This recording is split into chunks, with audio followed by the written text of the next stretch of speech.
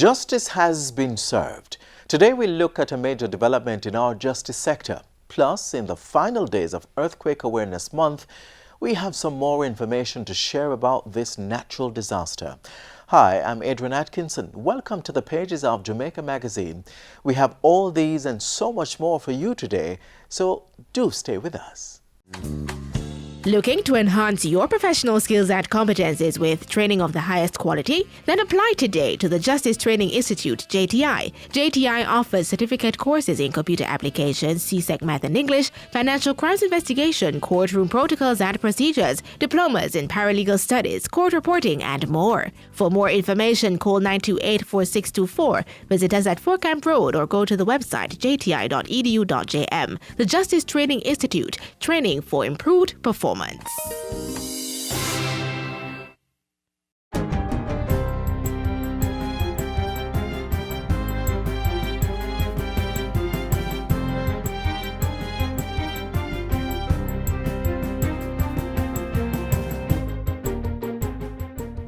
day, I'm Stephen McHugh, and this is your JIS News for Wednesday, January 30. The Bank of Jamaica BOJ has appointed 2 new deputy governors who will serve for 5 years.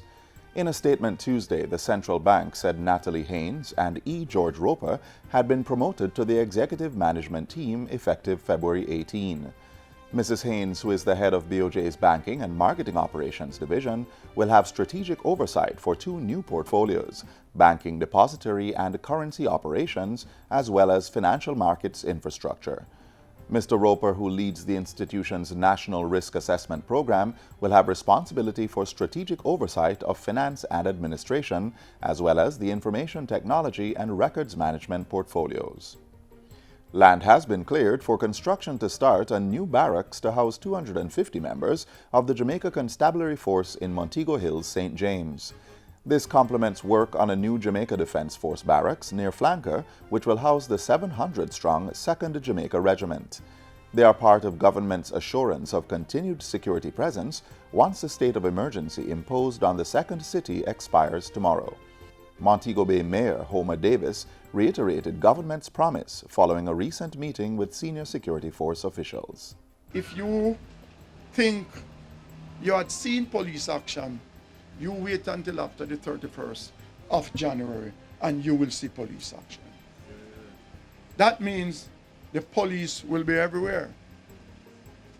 And I must tell you, the checkpoints will continue to be enforced. Mayor Davis asserted that St. James residents were not prepared to reverse gains made by the state of emergency in 2018, which saw 239 less murders than in 2017. St. James is doing very well as a parish. Our economy in St. James is growing much faster than the national economy. We have more new businesses opening up in Montego Bay, more than anywhere else in Jamaica. And we must protect Montego Bay and St. James. The mayor was speaking at the recent opening of the Cambridge Garbage Holding Area. The area is managed by Western Parks and Markets Waste Management Limited. Mayor Davis used the opening to make an appeal to residents. I'm appealing to the citizens of Cambridge and its environs to use this facility and use it wisely. I am also appealing to the business community, the big, medium, and small businesses. You have a responsibility to keep your township clean. In the meantime, Western Parks and Markets WPM has committed to stepping up garbage collection in Cambridge and its environs. WPM's Regional Operations Manager Garnet Edmondson says garbage will be collected at a minimum of 3 times per week. He says a program is in place to collect waste from the 4 skips installed at the community's new central disposal site. After a month of emptying these skips, we'll analyze to see if we need to add additional skips to hold the capacity that is produced in Cambridge. Notwithstanding that, we'll still have our trucks traversing the community to take out the household waste. Still on the environment, The Ministry of Education has intensified its fight against mosquito-borne diseases, including dengue. Schools at a high risk for mosquito breeding have been referred to the Health Ministry's Vector Control Unit. Education Minister Senator Ruel Reid says so far more than 100 site visits have been conducted and fogging exercises carried out in schools across the island. Financial support has also been given to at-risk schools to purchase mosquito repellents and other tools to contain the spread of dengue and other mosquito-related illnesses. In addition, the Health and Family Life Education officers are continuing public education sessions on prevention of mosquito-borne illnesses at school devotions and Parent-Teacher Association meetings. Monitoring visits and search and destroy missions for mosquito breeding sites are also being conducted. School nurses and ancillary workers are involved in this activity, as well as club coordinators in some institutions. Benefit levels under the Program of Advancement through Health and Education PATH will be reviewed later this year. Labor and Social Security Minister Shahini Robinson has confirmed the decision, saying the evaluation will better address economic challenges faced by beneficiaries. PATH benefits were last increased in the 2017-2018 budget by 30%. We remain vigilant, constantly ensuring that the benefit level remains relevant and that beneficiaries are poised to improve their economic circumstances, resulting in them graduating from the program. Minister Robinson was speaking at the 2019 PATH Top Achievers Awards ceremony. As at December 2018, over 341,000 Jamaicans, 70% of them children, are enrolled in PATH. The minister says the state will also be continuing its back-to-school incentive program, which started last year. I charge you to hold your heads up high with dignity, perform with integrity, be bold in speaking out for the less fortunate, and give back in order to promote transformation and change in Jamaica, land we love. And finally, government through the Ministries of Tourism and Culture is encouraging Jamaicans to take part in the Year of Return Ghana 2019. An initiative of the Ghanaian government, the Year of Return promotes pilgrimage of people of African descent to visit the African continent. Ghana was a major hub for the transatlantic slave trade from the 16th to the 19th centuries. And we're happy that you have opened the door this year for people of African diaspora to return. It's very symbolic that we started here in Jamaica, the gateway to the Caribbean, and also to send a very strong signal to the global family that we have kings and queens here, and you did, and you have a family back home, starting with Ghana. To support the year-long celebration, consideration is being given for direct flights between Jamaica and Ghana. The Year of Return will include music and food festivals, summits, investment fora, and product exhibitions. And that's it for JIS News Today. I'm Stephen McHugh. Thanks for watching.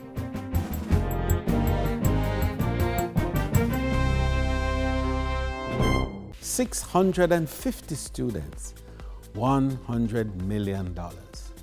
How are they connected?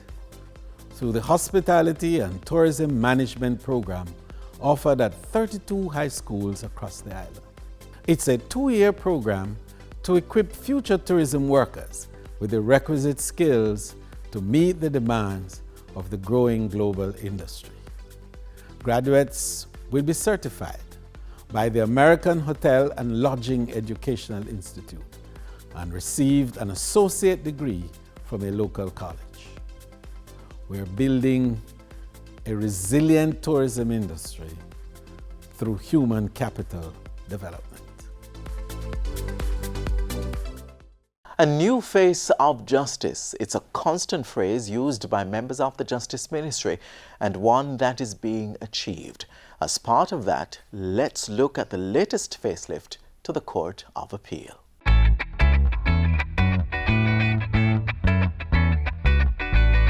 Where there is no justice, the people perish. On any given day, courts throughout the country render the decisions that impact the lives of many people. Our nation entrusts the courts as the final interpreter of the law. The Jamaican legal system is shaped by judicial chambers, such as the Traffic Court, Gun Court, Family Court, Revenue Court, Petty Sessions, the Resident Magistrates Court, the Supreme Court of Jamaica, and the Court of Appeal. Added to the efforts of those seated in these courthouses, the built environment largely impacts the pace of the wheels of justice. There is too a strong recognition and appreciation that the wheels of justice turn slowly, but I might dare say it grind exceedingly fine. For indeed, dispensing justice is as much a function of the quality and integrity of our learned luminaries of law, and to that we as a nation are not only well endowed and boast a rich legacy of which we can be proud. Part of that justice legacy is the newly renovated Court of Appeal building, located deep inside the bustle of our capital city, Kingston. It is my pleasure to welcome you to the symbolic opening of Phase 1 of the expanding Court of Appeal building. Today marks a significant chapter in the ongoing quest of the Ministry of Justice to upgrade and develop the country's court facilities. Our goal is for courtrooms to be beacons of hope and centers of excellence. Our mission is for our courts to deliver quality service and timely justice to our people. I want to say how very happy I am with the expansion and relocation of the Court of Appeal. It is a milestone achievement which has significant implications for the people of Jamaica in terms of access to justice. The $846 million Jamaican dollar structure was made possible through funding support from the European Union. It is outfitted with 3 new courtrooms, 14 judges' chambers, 2 lounges, an expanded registry, and other upgraded facilities. I stand proud on behalf of the European Union and its 28 member states and share with you this great achievement in Jamaica's history. We are encouraged by these positive achievements, and based on the current rate of progress in implementation of indicators, it is highly likely that the sector will achieve progress. The expansion was carried out by YP Seaton Contractors, whose detailed architectural plan will provide the nation with a much smoother course of justice. And I want to congratulate YP Seaton, the architects, because they work 24/7, and most times during the day they could not work because the Court of Appeal was sitting. And so over 70% of the work that they did was actually done after 4 o'clock, right into the night. And believe me, what you will see, ladies and gentlemen, is what I consider to be first-class facilities. But what does having a first world Court of Appeal mean for the people of Jamaica? And what of the hopes of those dispensing justice in our nation? The Court of Appeal is the highest appellate court in Jamaica, where persons who are dissatisfied with a decision of one of the other courts, except petty sessions, can appeal to. It is the hope of the Ministry of Justice that this renovation will greatly improve the case flow within the court. And so, with the provision of this outstanding court, this outstanding edifice, the beginning of things to come, we will meet our goal of becoming the best in the Caribbean, one of the best in the world. And when we accomplish this, we will make Jamaica the place to live, work, do business, raise families, and the 5th one, retire in peace. Ladies and gentlemen, Jamaica can be a peaceful place. It must be a peaceful place, and the justice sector will play a pivotal role in ensuring not only peace and justice, but prosperity for all of our people.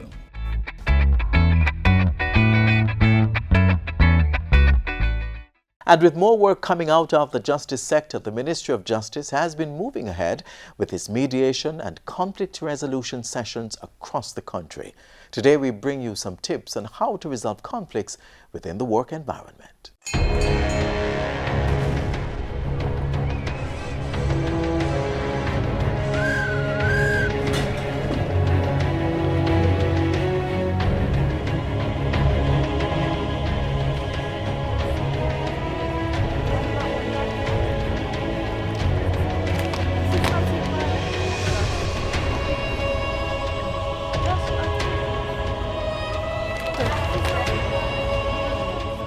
The this sort of conflict is unhealthy for productivity in the workplace, you guys can't continue like this. And she come in the morning and I'm trying to show her, she just act like idiot. Alright, so hear what? I have a video from the Dispute Resolution Foundation that I think you guys need to watch. Come with me.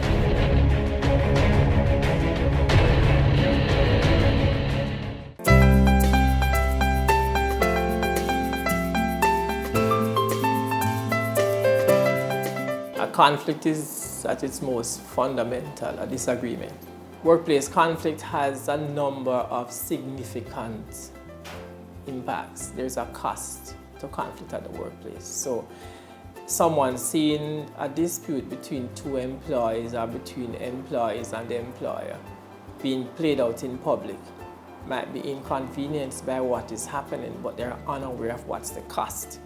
There are all kinds of costs, from personal costs, health costs, reputational costs, to financial costs. So conflict can impact somebody at the workplace. It can impact the production and productivity of the business. If you think of it, any workplace could find that between a supervisor or just between two employees, there could be an unresolved conflict and it affects how they work. So if we have to work in a way that says your work is affecting mine and vice versa, and we're not getting along, then over time what will happen is that we tend not to be very productive because we're not communicating with each other, we're not responding, we're not engaged. So it affects the organization's relationship internally, it affects the dynamics of that, it affects productivity, it affects communication, it affects a number of things. So simple things like management decisions may be impacted by conflict at the workplace. Mediation is very, very important in order to solve conflicts like these and to ensure that we have productivity.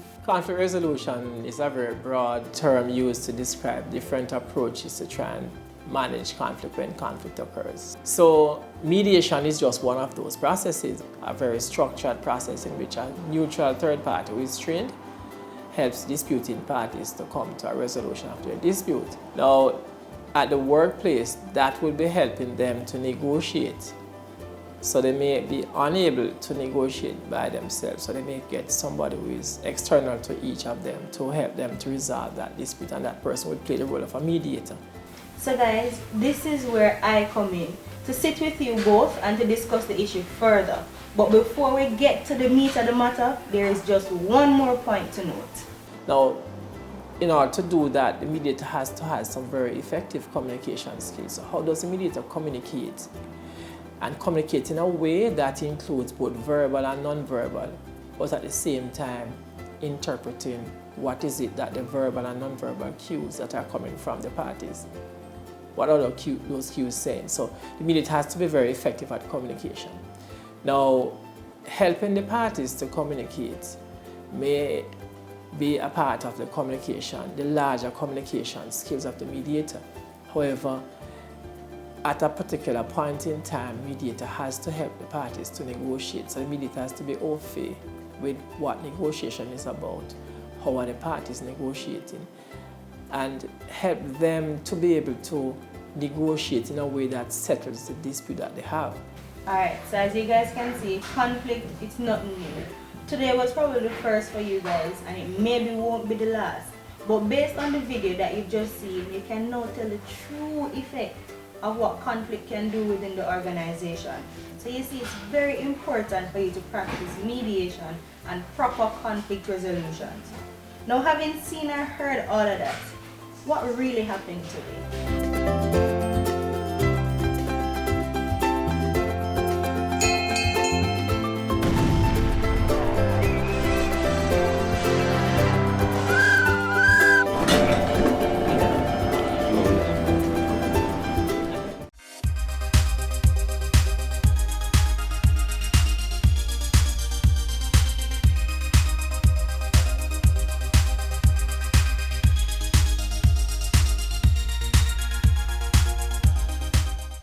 So how much do you know about the 1692 earthquake that shook our island home? Think you've heard the whole story? Well, let's see.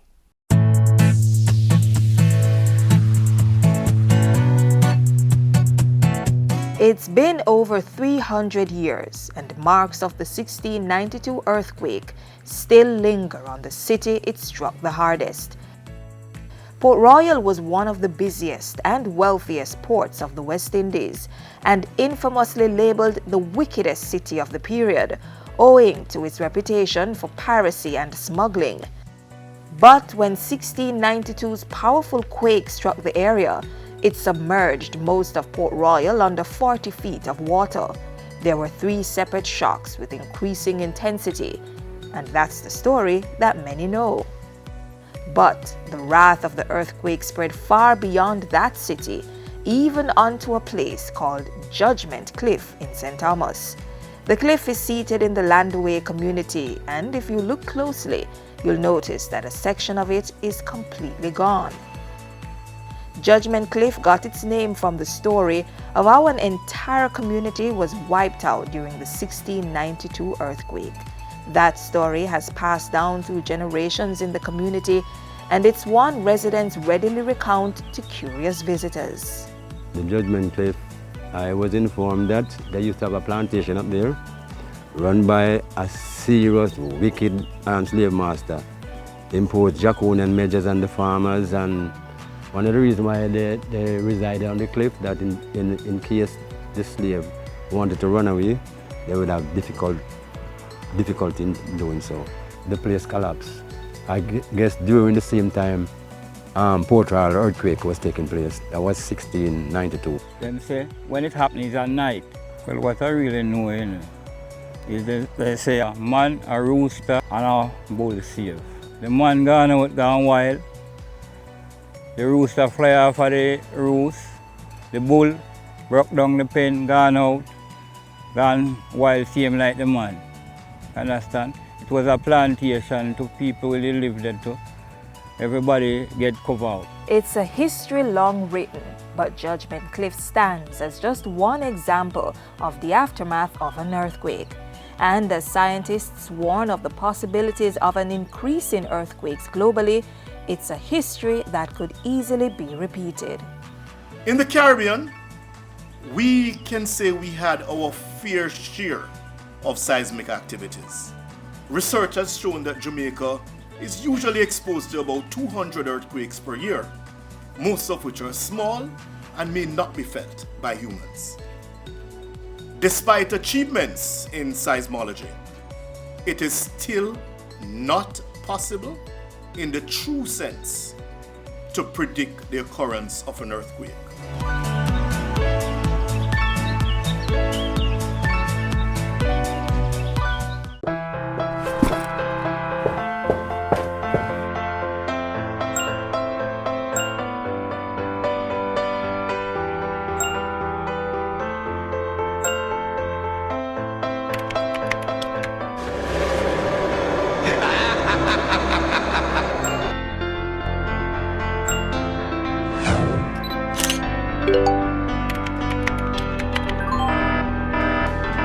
Did you know that in a recent survey done by the OCA in schools across Jamaica, 43% of the students received inappropriate messages from strangers? The OCA wants you to be smart online. Never speak to persons you don't know. Parents, encourage your children to be social but be smart. This message was brought to you by the Office of the Children's Advocate with support from UNICEF. Look inside the drum. Those are the Aedes aegypti larvae, the one that causes dengue fever. If all of these larvae mature to be adults, and if the female larva bites someone with the dengue fever, it will acquire the dengue virus. And if that mosquito bites you, you will get it. Dengue fever? Yes. Help prevent the spread of dengue. Clean up your home and community. Destroy mosquito breeding sites. Protect yourself from mosquito bites. Prevent dengue fever.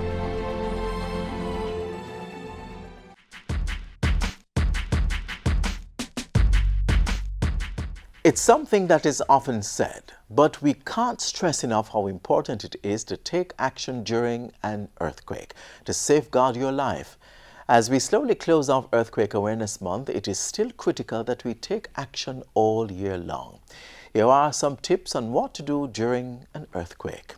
If you are inside a building, stay inside and take cover under a doorway or a table. Be on the lookout for falling objects and stay clear of glass or heavy items. Now, if you're outside during an earthquake, try staying in an open area.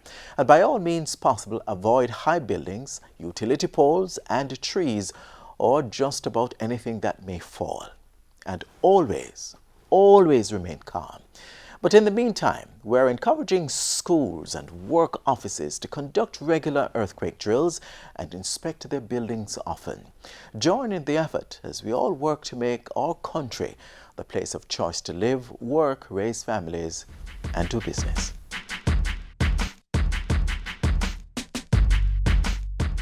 Jamaica Social Investment Fund, JSIF, celebrating over 20 years of investment in community development.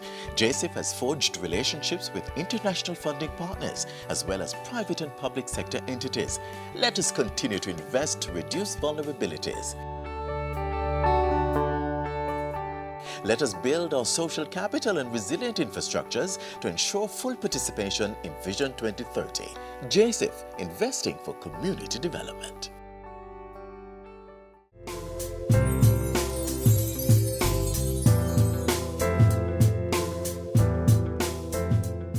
And this is where we'll have to leave you for today's show. Do join us again tomorrow for what promises to be another informative edition. If you missed anything, you can catch it all again on our website or YouTube channel. And don't forget to keep up with us via our Facebook, Instagram, or Twitter pages. On behalf of the entire production team, I'm Adrian Atkinson. Do take care.